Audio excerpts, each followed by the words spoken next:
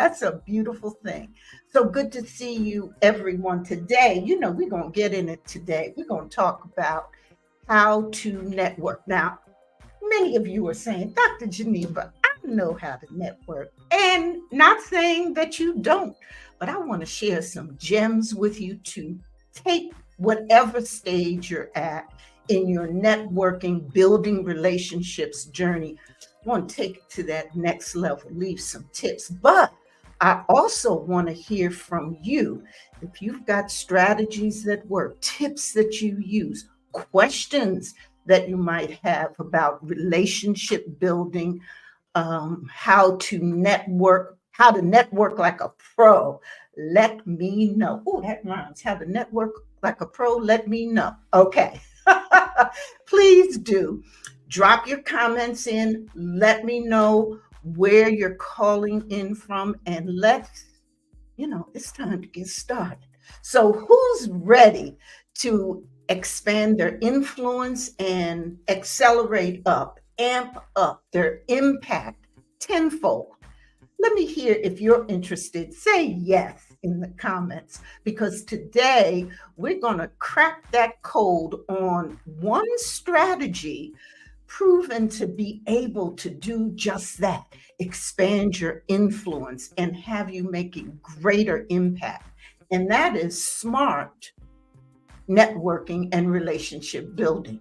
So I'm going to be sharing with you some of the battle tested secrets, some of the things that work from my own experience and from others. I shared with several of my longtime colleagues that I was having this conversation on how to network, and ask them for some of their favorite tips and strategies.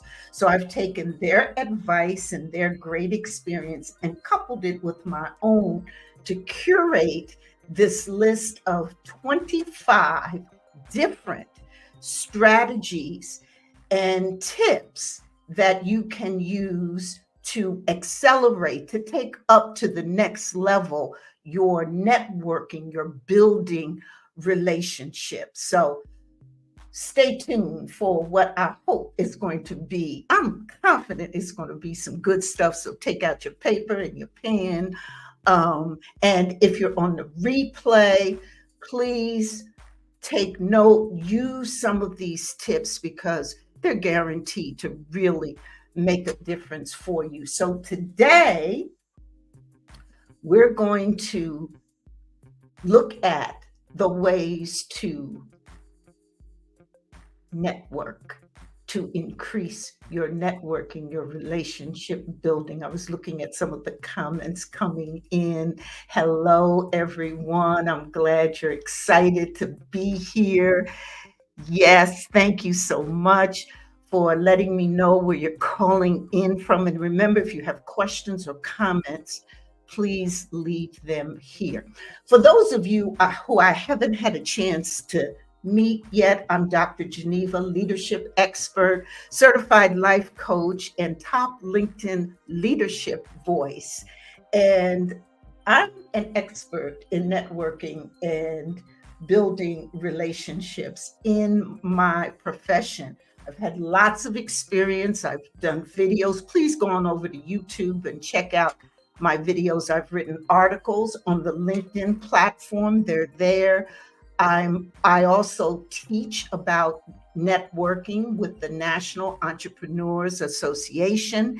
And so I've had quite a bit of experience, but really there's a story that I want to share with you that really kind of solidifies what I mean when I say I've been networking and building relationships out there for a while. At the United Way, where I started my career, is where I learned how to build relationships and the best way to network. I can remember so clearly my early days in the organization. Now, remember, I'm in my late 20s, early 30s. And there had just been this major national review of the organization, answering the questions: what could United Way do better? How could it be more inclusive? How could it be uh, a better community partner? How could it expand its reach and influence? And one of the suggestions, one of the recommendations was establish more relationships, be in the community, be visible, be a partner in various activities and things that were important in community. And so we as employees were trained to deliver the kinds of networking and building relationship activities that there was the expectation that the organization would get into, because this study said in order for the organization to remain relevant, it had to do something about its influence, visibility, and the way it leveraged its relationships. So we had this system called management by objectives, MBO. I don't know if that's a management a technique that's still used, but back in the late 70s, early 80s, when I was coming along, it was the thing. MBO, management by objectives. And so each of us as an employee would have a work plan and a series of objectives that we had to accomplish on an annual basis. Well, within every staff member's work plan were two objectives, two areas that we had to create objectives around. One was memberships and liaison, and the other was representation of agency representation. And these two areas really were critical to the work that we did. So in each one of them, we had to identify what would be the goals and objectives we would use to represent the agency and to establish memberships and liaisons in the community. And this was a very strategic, intentional approach. It guided the kind of work we did. Now, we did a lot of policy work. We would have objectives around programs, and there would be a lot of other objectives, but these two areas were in everyone's work plan, because the thinking was that in order to carry out the programs in the best, most possible way, in order to have the influence in the community to be able to bring people together to work jointly and collaboratively, in order to have the kind of influence that's necessary to create community change, one of the significant aspects to be able to do that was to have the right memberships, the right liaisons with the right people, and represent the agency and be visible in key community events. So our work was very strategic, very intentional. So I spent years learning how to set objectives, to increase memberships and liaisons, to build the networks, to build relationships. We learned all kinds of techniques and strategies. We tested them. And of course, one of the key aspects of all of this was we got results. And so my experience has been one of real life testing a whole lot of ways to have liaisons, how to build relationships, how to network. And in the work that we did, we actually identified X amount of organizations that we had to be a part of or liaison with or be a member of.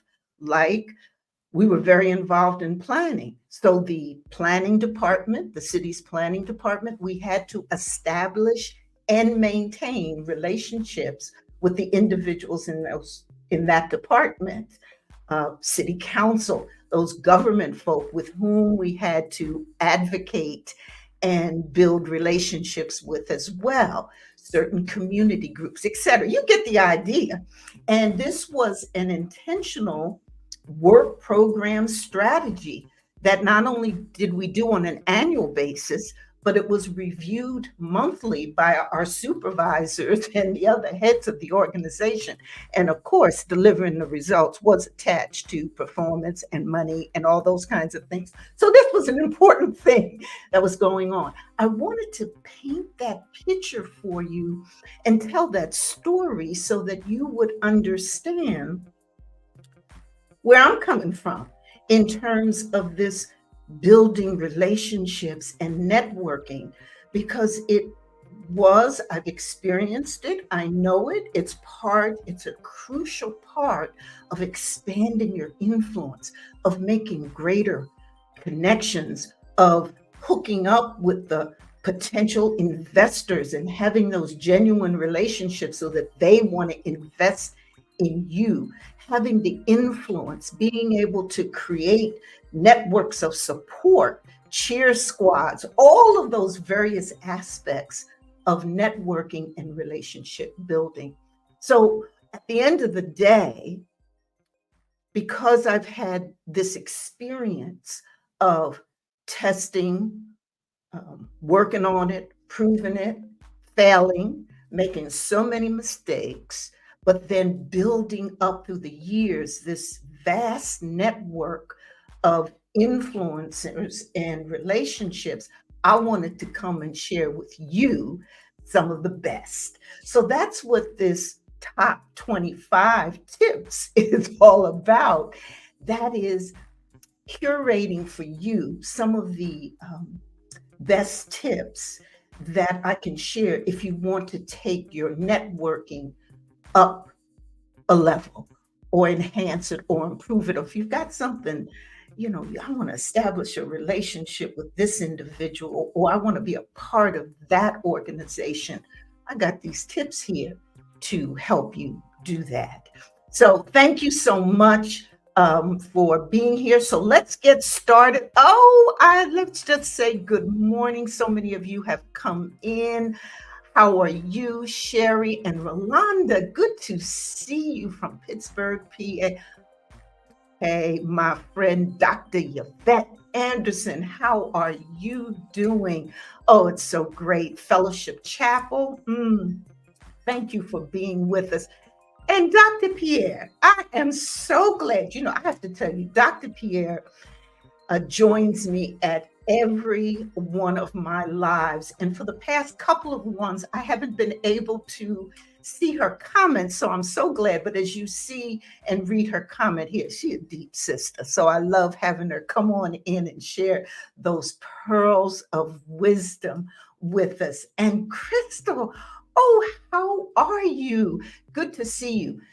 Crystal is the vice president of my Alpha Kappa Alpha sorority chapter, a major executive at the Kresge Foundation. I'm so delighted that you're here. Good morning, everyone.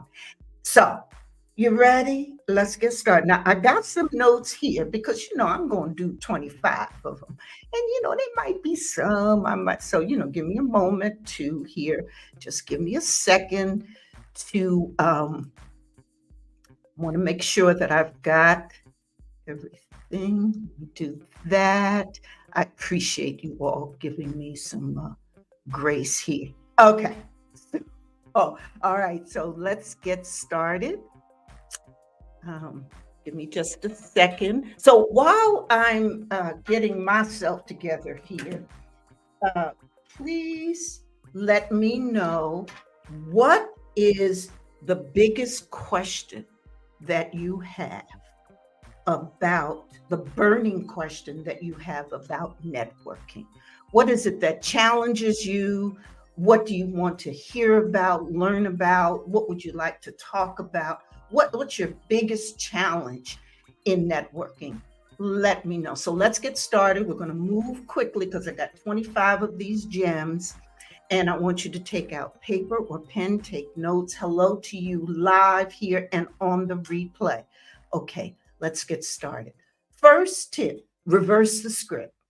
So, networking isn't just about, or shouldn't just be about, what you can get from somebody. It needs to be more about, well, what can I offer somebody? This is the basis of establishing genuine relationships and relationships that last through time.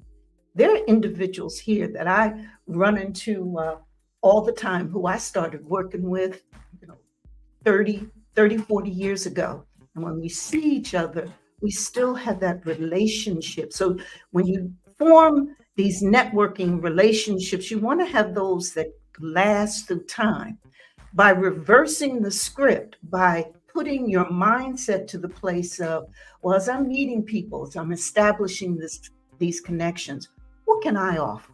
What can I bring to the party? Okay. Next tip, celebrate the folk you know in a public way. So this helps recognize and appreciate the people that you work with or you're establishing relationships with. And today, there's so many ways that we can give a shout out. Okay. You can use social media. You can, as you're introducing someone, you can, really compliment them on their achievements.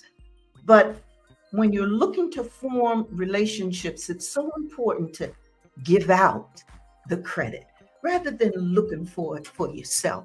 So use this technique to use your platforms to celebrate others. This can really make a difference and strengthen your relationship and increase your visibility wherever it is that you shout now. Be an early bird. Now, this is one of my favorites. There is no meeting that I know of. I shouldn't say no meeting, but there's a lot of meetings that just don't start on time. Okay. But see, you get there early. You take that 5, 10, 15 minutes of getting there early and waiting, being early to make connections, to talk to people. I used to use this all the time, particularly if whoever was running the meeting, the head person, was someone that I wanted to connect with or strengthen the relationships, because it was typical that whoever's running the meeting probably is going to be there on time and might be there a little earlier. And so I would make sure that I arrived a little bit early too. And sometimes it would just be me and the person who was running the meeting. Perfect time to establish that relationship. Okay. Next one.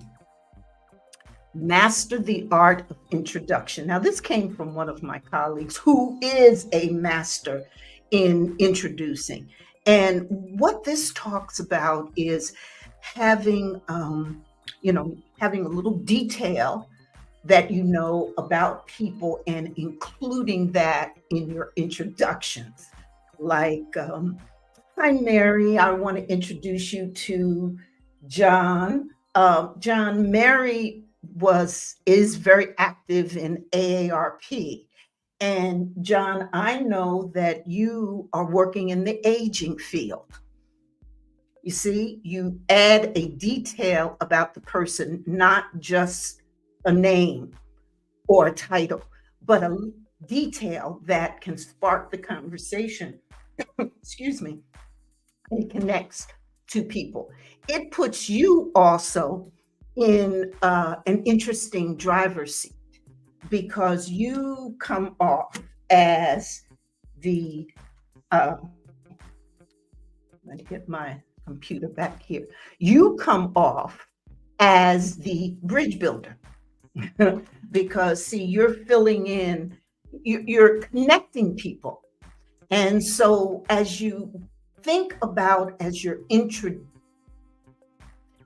when you're introducing someone, be real intentional about how you do it. So practice it.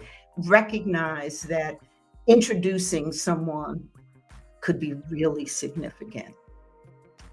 Use the bookmark technique. Now, I've done this you've probably been in conversations with several people in a group conversation, and there's someone in the group who you're interested in making further connections with, and then the conversation gets interrupted. Somebody comes into the group, or someone quickly changes the subject. Did you hear? And the subject switches. Bookmark what the conversation was about in your mind. And when there's a lull, turn back to that person and say, you were saying such and such. Please go on. I'm very interested. This requires you to listen, but it also is about the art of, just being interested and curious as to what people are saying, what they're talking about. But it's a wonderful technique to use. Bookmark it. Habitual helpfulness. This one, this is where you just offer the help without being asked, and you're not expecting anything in return. That it could be a resource, a connection, a piece of advice, a contact. You're offering, again, to help. And so get in the habit of, when you're networking, that, I'm here to help, and make it a habit. This is the reason I included this one phrased this way, is that I want you to get this mindset of being helpful as you're networking as a habit. Because if it's a habit, you're going to do it over and over again. Okay? Set personal goals. This is so critical. And I've learned this through the years. As I said, you remember the story I told you about. We actually set goals for memberships, liaisons, and what organizations we'd be a part of. And I found it to be extremely valuable in focusing the intent and the conversation and the follow-up. So before you go to a networking event or a meeting or conference, set some goals. Set some personal goals that you want to achieve. Perhaps some people we learned the technique of, I want to meet X number of people, or I want to meet a certain individual, and I want to be able to let that individual know how I can help with XYZ. And if you have that intention, that goal in your mind, it just makes a difference when you go to that event. It gives you purpose and keeps you proactive as well. Create a memory hook. Now, this is one of the fun ones. Again, this is one that was a favorite of a colleague of mine. And what this is think about ways that you can introduce yourself in a memorable way, something that people would remember. I, as you know, I'm a certified life coach, and refer to myself often as a vibrant life coach. So sometimes when I'm meeting people, I'll say, "Oh, I'm the vibrant life coach." People gonna ask about it, and they're probably gonna remember it. Okay, you've got the same thing. You've got something unique about you. You've got a unique story. You've got something that you can add to your introduction. I've seen colleagues say, "I'm such and such, and I just became a grandmother a year ago," or "I'm a world traveler," or "I just got back from Greece and I love it." But there's so many things that you can do.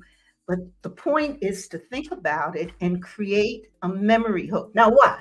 Why are you creating this memory hook? Does this make sense? Put yes in the comments if it makes sense, because you want a memory hook so that you will be memorable. Okay? People will remember you. Does it make sense? Put a yes in the comments. Be a local guide. Okay, so now this one, I, one of my dearest colleagues, we worked together for years, used this technique all the time. And it was phenomenal. He knew everything about Detroit, its history, its roots, the best restaurants, the places to go. And he cultivated all of that knowledge into his introduction, his conversations, how he would follow up with people. So if we were in a conversation and all somebody had to do was say, I'm hungry, he would say, listen, I know the best place, the best restaurants to go to.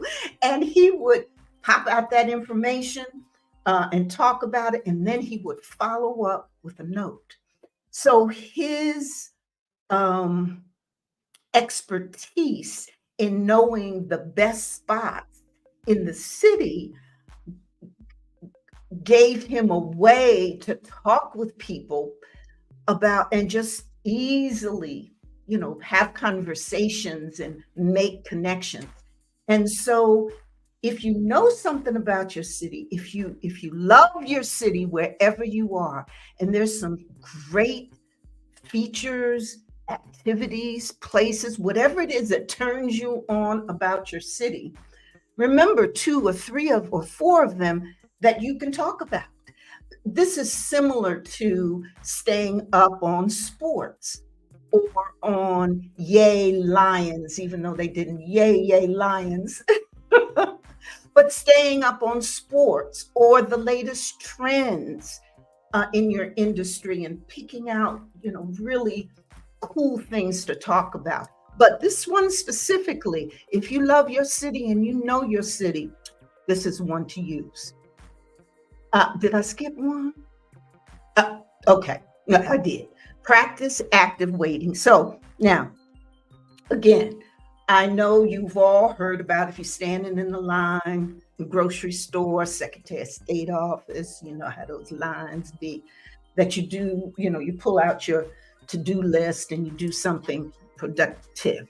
This is active waiting, again, in terms of meetings or conferences, that you use that time before a meeting starts, or you have moments in a conference. You get to a conference, you see people are milling around, waiting. Those opportunities, times for waiting, which in your career, in your life, in what you do, tend to be frequent. When you're waiting for the Zoom meeting to start, but everyone is on camera and we're waiting, there's no reason why you can't drop something in the chat box, or depending on the protocol, turn on your mic and say hello to someone or have those conversations. The point is, when you find places where there's waiting, be active in it, use it to your advantage. Be a storyteller.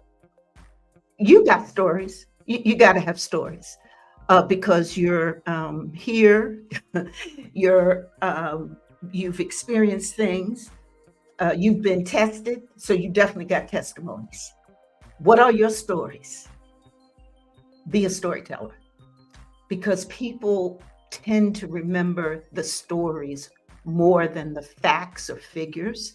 So you should have a collection of stories. And it doesn't have to be, two or three stories that are interesting, that are about you, that maybe talk about your experiences or show your experience, and you tell them in a storytelling way, so that in conversations you can put out your story and you frame your experiences, knowledge into stories that are engaging. Then you can be in these conversations that are engaging and establishing connections and trust. There are very few experiences or stories that I've related about myself, very few, where I have not made a connection with someone about something. in that story. There's some connection. There's some, oh, I did that too. Or, wow, my sister did. Or, I know somebody who. It's a wonderful way to begin to establish those genuine connectors. But you need to be a storyteller. Now, I talk about storytelling a lot in terms of your personal brand, in terms of you standing out and differentiating yourself, being that red penguin. For those of you who aren't familiar with my red penguin theory, etc., if you're interested in hearing that, let me know. I've done several videos around that. But in order to differentiate yourself, in order to establish those memorable connections, you got to know your story. So practice being a storyteller. Now, this one, again, another one of my favorites. Yeah, this is the 2 ears, 1 mouth rule. And so basically, what this is saying is listen twice as much as you speak. I have found this strategy to be game changing, really. So you got the 2 ears and you only got 1 mouth. So listen. So you're going to listen to what others have to say. Take that in. Actively listen. Listen to understand. Listen to remember. And listen more than you be talking, because you can really get that kind of insight and value into what people are saying, because you're finding out their interests and needs. And that is so critical. Create a connection ritual. Now, with this, what do you mean when you say a connection ritual? That is that, what do you do after you meet someone new? Do the same thing all the time. If you write them a note, fine. If you go and put them in your phone for your contacts, if you pick up the phone and call them, whatever it is, have a ritual. So you meet somebody, you go to a conference, you meet someone, there should be something that you do on a regular basis to further strengthen that connection. What I do is I try to download, and over the years, I've done it in different formats. Lately, I can download it on my phone, everything I learned about that person, because what happens is you pick up all of these different interests and quirks and things that they talked about and that they have an interest in, and you can relate to that when you connect with them again. But whatever it is, after you meet someone, hey, you need some kind of ritual. Find ways to build generations, to be a bridge builder, and particularly between young and older colleagues, people that you're working with. So often, this is really needed these days. And if you step out there and are in the room and talk about the values and energy and excitement that young people bring, and the seasonedness and wisdom experience that older workers bring, and try to bridge that communication, that connection, you'll be doing something that a whole lot of people out there aren't doing. And not only can it create these connections and genuine and relationships, but also can position you as a bridge builder, as someone who is trying to bring different generations together. Try this one. This is a good one. And as well as I want to talk to my sisters out there, how important it is in networking and building relationships. The best way, one of the best ways how to network is to champion other women leaders. And so anytime you have that chance, actively support and highlight the achievements of other women in your network. And this solidarity, it really can foster a very strong community and really open doors for that mutual kind of growth. Network sideways. Now, this one, oftentimes when we trying to build relationships, we're looking for that top dog, who it is, who's heading the organization, the decision maker. Remember that there are peers and colleagues and individuals right at your level who you can form fantastic collaborations, support groups, and get some tremendous insight from. So don't forget the people that you work with every day who are there with you. You can network with them, establish those relationships. So the networking sideways, it's not just above or the big dude or the big woman up there at top, it's sideways as well. Remember that. Listen, if you're out there today and you want to enhance your networking, you've got to embrace digital networking. I know the best, and we've talked about this when we were talking about mentorship. We talked about how face-to-face is so critical. And I agree. I'm on that 100%. I also recognize that I want to get better. And in getting better, I want to enhance what I already can do. And that is to embrace the digital networking. And it's something that I had to make a big shift to because all my stuff was, I grew up in person, face to face.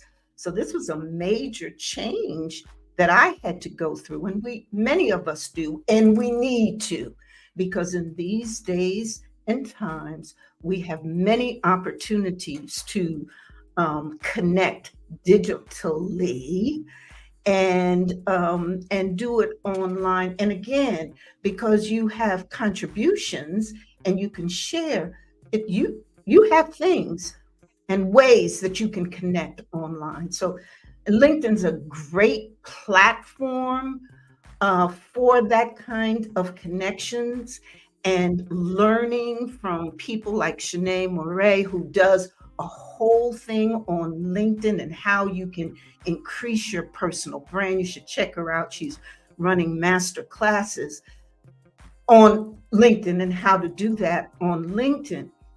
But we've got to embrace the digital networking because those things are good too. I'm going to take a slight pause to see all these comments are coming in, but I want to give this one and on creating your own personal board of advisors. Now, this is a technique that I and the colleagues that I talk to create this list of tips on how to network for. Everyone had this one on their list, and we've learned this old school. And that is that this is something you can do. You get a group of people, your own personal board, your own personal council of advisors. Of course, it does a couple of things. It creates that support network for you.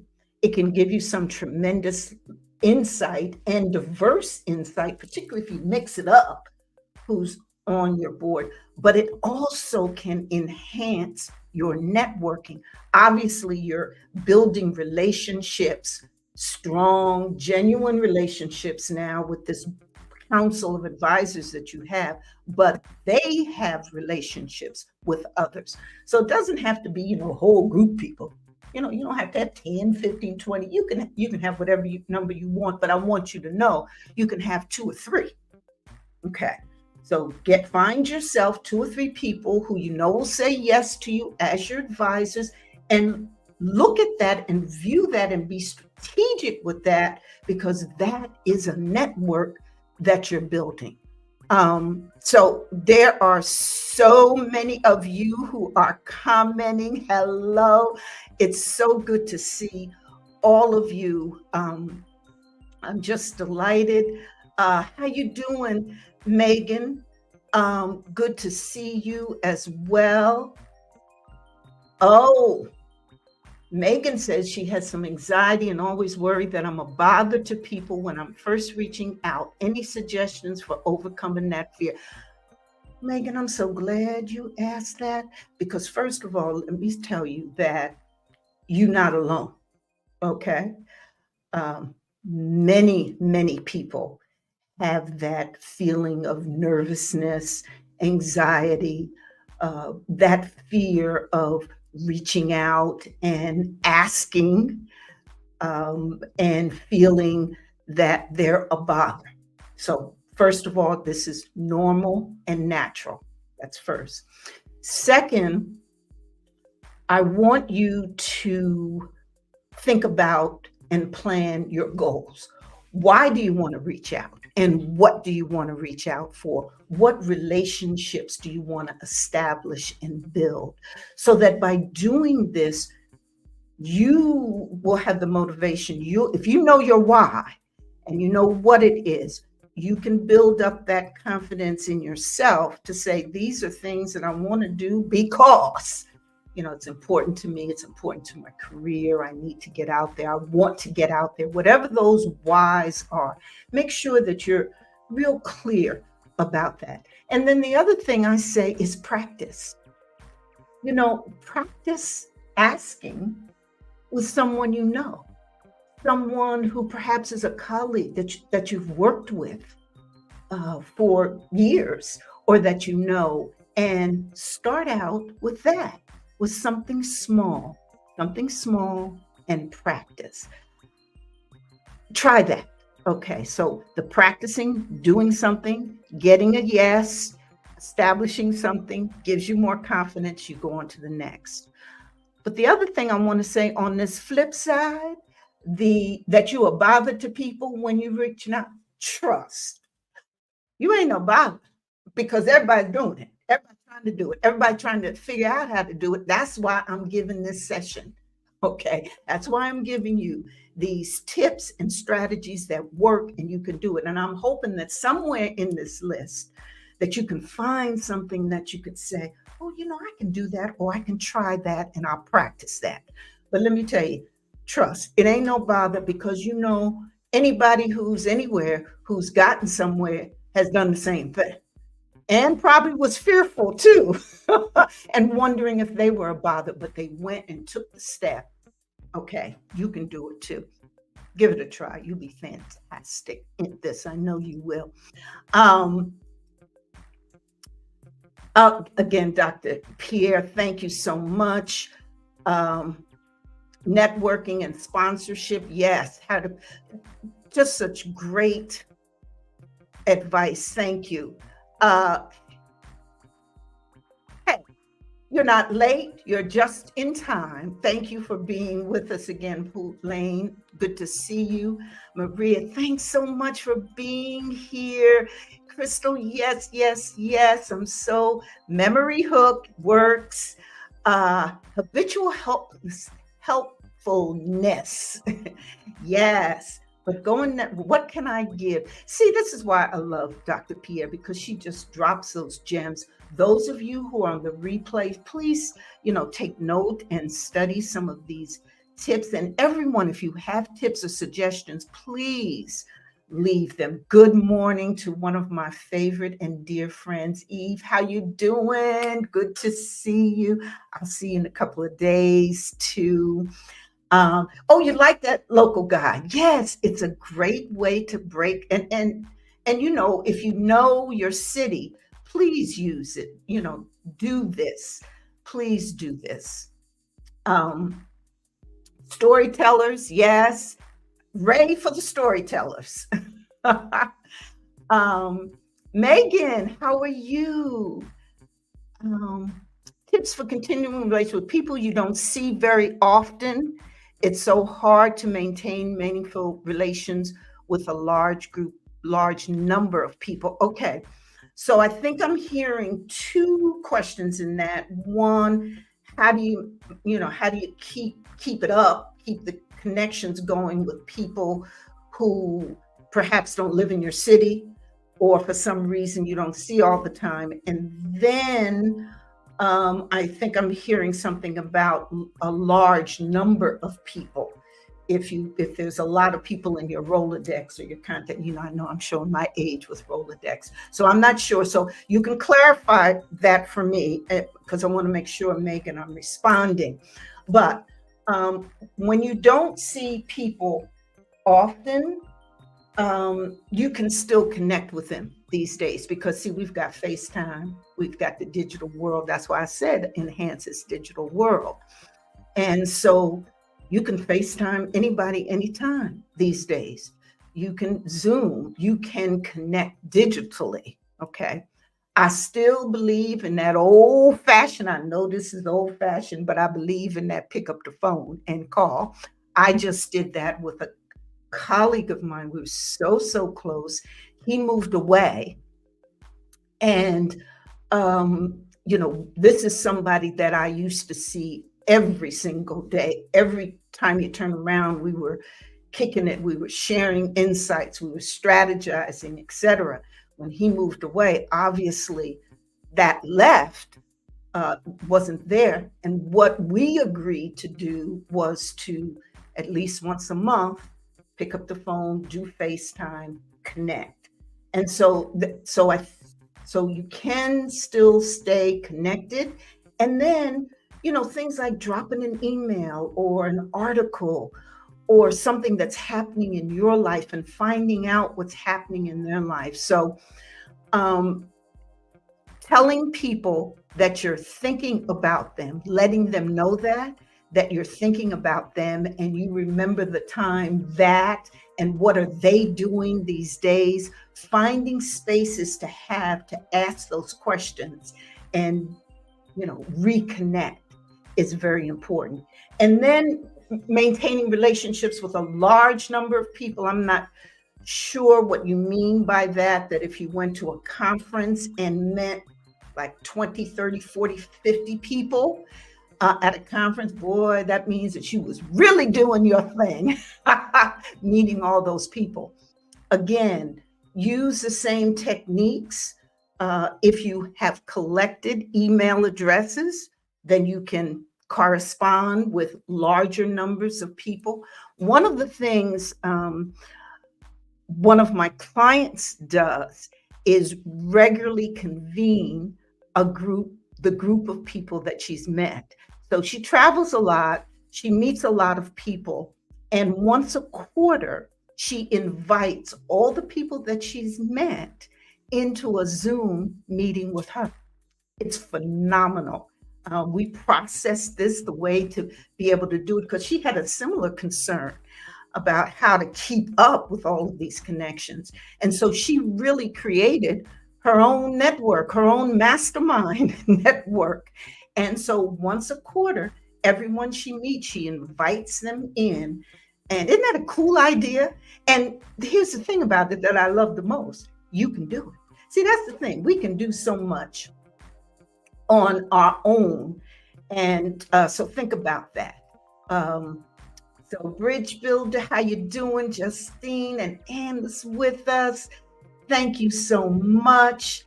Thank you for all the comments. I'm going to get to all of them.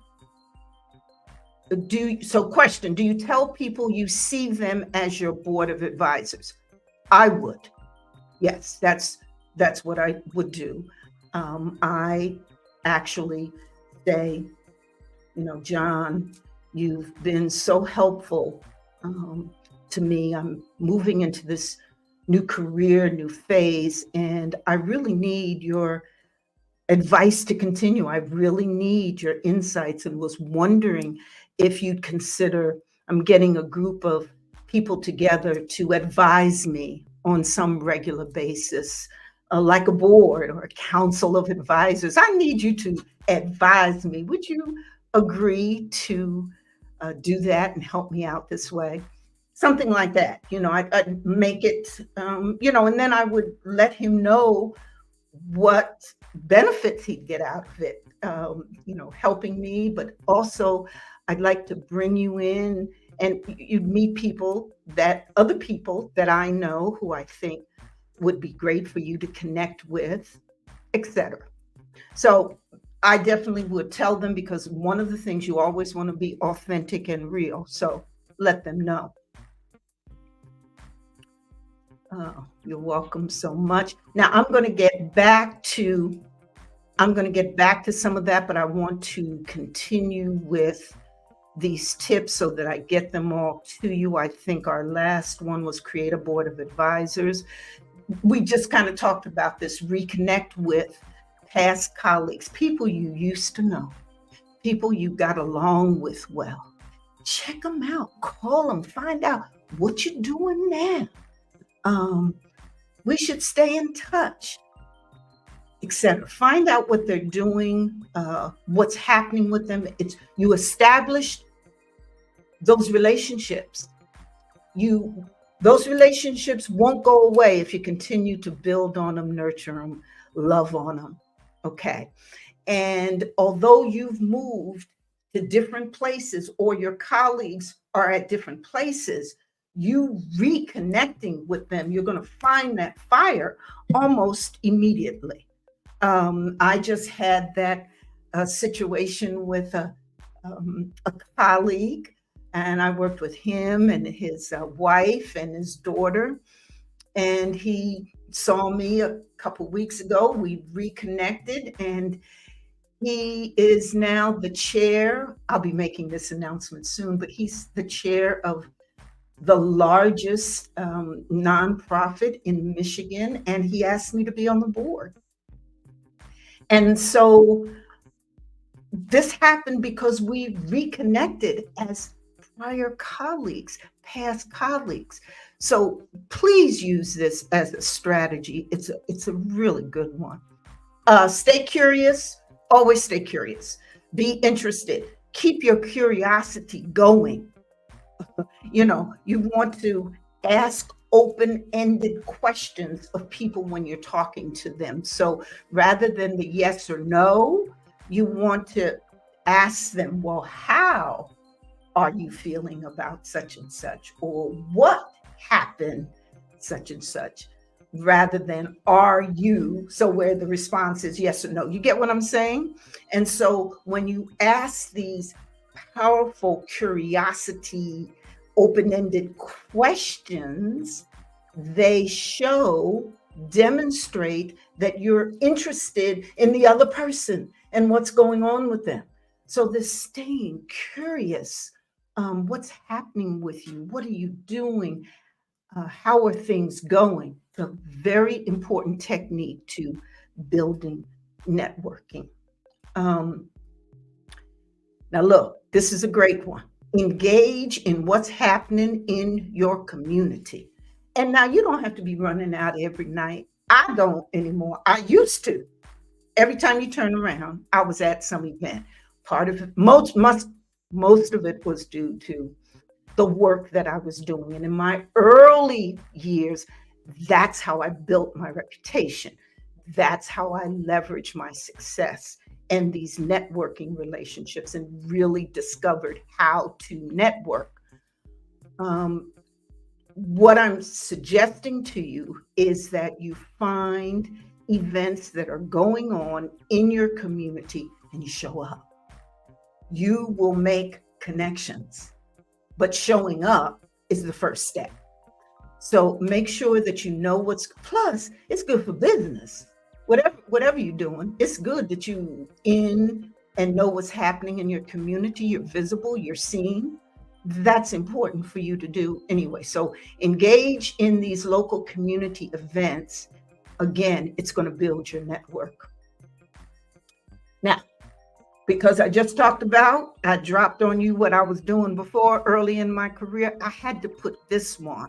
And I have a sister that I've worked with for years who, again, I asked, who helped me curate, put one or two things in here. And this is the one that she put in here. And I had to second and third it. And that is, you got to be wise about your time. You can't be running yourself ragged on this. You got to be strategic, respect your time, network with intention. That's why I said set your goals, be strategic about what you're doing, Choose events and conversations that make sense for you. Take care of yourself as you're doing this process. Okay. So you want to be wise about your time. And so I'm going to say that 3, 4 times, wise about your time. Okay. We can get into a whole thing. Those of you who are here live or on the replay, you know this is one of my core of my framework. This is one of my core dimensions about self-care and being well and your well-being in all that you do on your success journeys and being a leader. But that is important. So obviously I had to put it on this list because you taking care of yourself matters. Okay. One of the ways that you can use your time wisely is to set goals. And I would suggest setting these goals on a quarterly basis. Gives you time to get out there, test them, implement them, come back, change them, evaluate, get ready for the next quarter. But actually craft your goals. What relationships do I want to build in this quarter? Very simple question. Simple question. But for you, but what I want you to do is I want you to take the time to sit down and actually do that. And if you need some help with that, just DM me. I love this. I'm an expert in it. I love doing this. And I work with my clients on relationship building and networking. And so if you want any help on that, just DM me, whatever platform you're on. But setting this quarterly goals for relationship building will help focus you, get you more strategic, and help you plan out what it is that you're going to do. You could stretch yourself and say, I'm going to make 5 new connections every 3 months. Something like that. And then, but again, when you do that, you're going to put why with that, what you're going to do. So the what is the 5 connections over the 3-month period. That's the what. But the why are you doing it? Why those specific connections? And one of the things that I do with my clients is we actually look at the relationship landscape relative to the leader's field, and we build that influence sphere because that's really a circular thing. So, you have a group of people that you want to be very close to, and then another realm, and then another level, etc. And so it turns out to be this influence sphere where you can operate in really effectively. And so I work with leaders to build that. And this is a core part of it. And that is being very intentional about the why and the what and the number of relationships that you want to and feel it's very important for you to achieve with the right people and organizations. That's the key. Got to put volunteer on the list of how to network. Go on out there and give of your time. You will make extraordinary connections. And it's so simple to do, to give of your time. Makes you feel good. You're going to help somebody, help some kids, help your community, help in your neighborhood, whatever. Join your block club, volunteer church. There's so many places where you can do that, but the volunteer experience matters. And you can use this. This is such an extraordinary tip and technique, and anybody can do it. Anybody can do it. And do it in places where you already are, like I mentioned in church. You can head up the literacy program or teach kids to read, or in your sorority group or what have you. There are plenty of places, your alumni groups, etc. And then this is the last one, Tip 25, they say you shouldn't announce it's the last one because everybody who had their pens and papers, they probably ready to go. And they say, okay, great, it's the last one, let me go. Okay, but anyway, it is. That's the real deal. I'll get better at this, perhaps. Help me get better at this. I would love to have your comments or suggestions on topics or things that I can do to get better at bringing you content that you want to hear. But this is one of my favorites. That's why I left it. Take improv classes. I know you're saying to me, Dr. Geneva, what are you talking about? Trust. I went to a conference once, and one of the activities of the conference was these improv classes, where you just improvise, where a sentence is put out there and then the next person says something about it and the next and the next, and it's the banter, it's the back and forth, it's the quick thinking, it's the conversation, etc. It was fun. And I realized it probably would be, if I got better at it, that would be a good way to enhance my networking and relationship building. If nothing else, it would help me relate and react in conversations. And it would be fun too. And so think about this. You can find improv classes anywhere in your community. Just Google them. It's a fun thing to do, but building up the skills to sharpen your wit, because in order to do that, you have to listen intensely. You have to be very focused. You have to listen in order to respond back. So it's a really great way to build up your skills and to have some fun. So those are the 25 tips. I want you to really let me know what you think.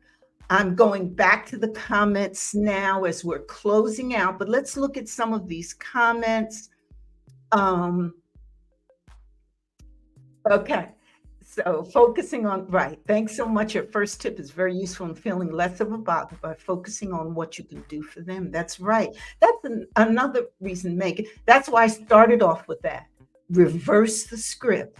Don't go into, well, I got to ask them this, I got to ask, because that automatically brings up, I wonder if I'm bothering them.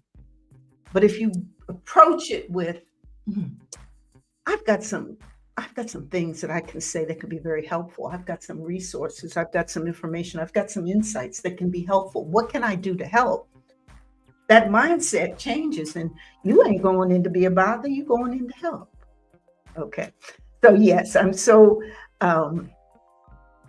happy that you found that information useful. Yes, just do it. Thank you, Bernadette. Tell myself this person's part of my purpose. What if this person can get me the next ask? And like they say, what if the answer is yes? I can go win-win. Yes, that win-win. That's what we all trying to do, that win-win, right? Keep that relationship growing. Coffee and tea is always great to invite. You must know 100. How do you keep in touch with all of them? Well, let me say this, Megan. I'll say two things. I know more than 100 people. I have worked with thousands of people locally and across the country, even internationally over the years. And I don't keep up with everyone. I do have a group that I try to regularly keep up with. And then I'll go to the conferences where I'll see a lot of people again. And then doing things like this or using digital, the virtual now, I can keep up with a lot of folks. But sometimes I will go through my contacts and say, oh, I haven't talked to this person in a while. And I'll make a list of about 10 people that I haven't talked to in a while. And I'll connect with them because it's so easy these days. You can drop a text, you can drop an email. I love the phone. Okay. But staying in touch, we do what we want to do. All right. So networking is everything to be successful today. You need networking. Okay. Absolutely. Networking matters. Thank you, Crystal. Would you suggest starting with one or two? Um, Now, was that number one or number two, or starting with just a couple? I'm going to assume you mean starting with just a couple. Yeah, I would start. I would start with the goals. Set up your relationship uh, building goals once a quarter. That's what I would start off with, and then um, I'd start off with that first, and then I think I would start off with the tips that deal with the storytelling. Getting your one or two or three key stories together. Those That's what I would start off with. Um, and what do you think? Does anybody else have any suggestions? And okay, I have to get my these tips are awesome. Thank you. Thank you. Thank you. Thank you. Oh, it's so great. Be wise about our time. That's right, because we got to take care of ourselves. So, Putain asked the question of how often do you need to review your connections and networks? I'm going to say it this way: regularly. Okay, because and you determine what that regularity is, but do it on a regular basis.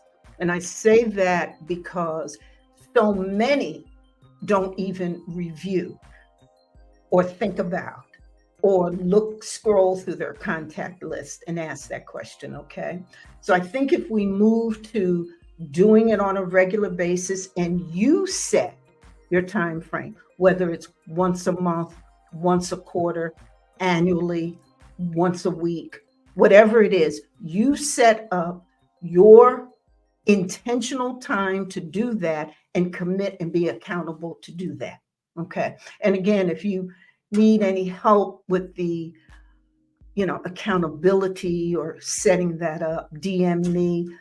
We can have a conversation about that. But yes, that's what I would do. Do it regularly when you set up your schedule. Volunteering, yeah, network wasn't the tent. Okay, giving back. That's right. That's why I love volunteering, because even if the reverse, Dr. Pierre, and say, well, I'm going to go volunteer so that I can make some network connections. Even if you go with that, once you into that experience, whether it's reading to kids, delivering food, helping seniors, whatever it is, it switches because you're in the magic of giving.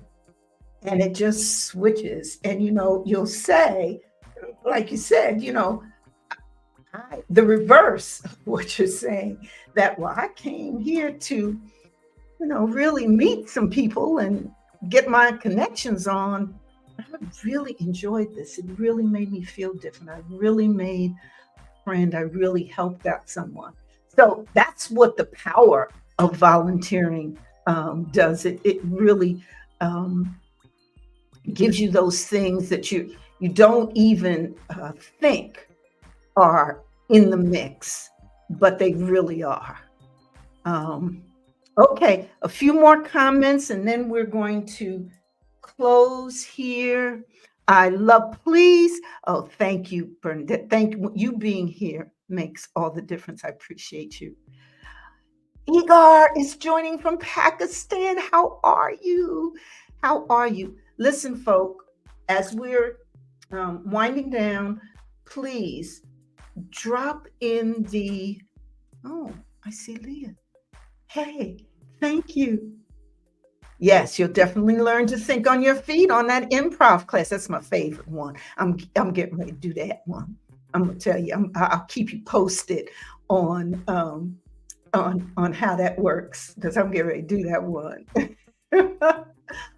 um, Listen, if you've got any ideas about what other topics you want to hear about, you want me to develop content on so that I can get better at helping you, advising you, giving strategies so that I could get better in doing that, please let me know. Let me know what you thought of today. Please leave comments in or topics that you'd like us to talk about. I am so delighted that you've shared your time with me today. I knew it was going to be all these tips, so I knew it was going to take a little bit of time, but I'm glad you've hung with me and I hope you got some value. And again, please DM me if we need to talk further. Love you all. I will see you. Um, I will see you. Let me see. We got more comments coming in. Oh, wow. Okay. Listen, I am going to see you next Wednesday at 9 o'clock. And it's going to be February. We're going to be talking about relationships, self care, well being. It's February. See you.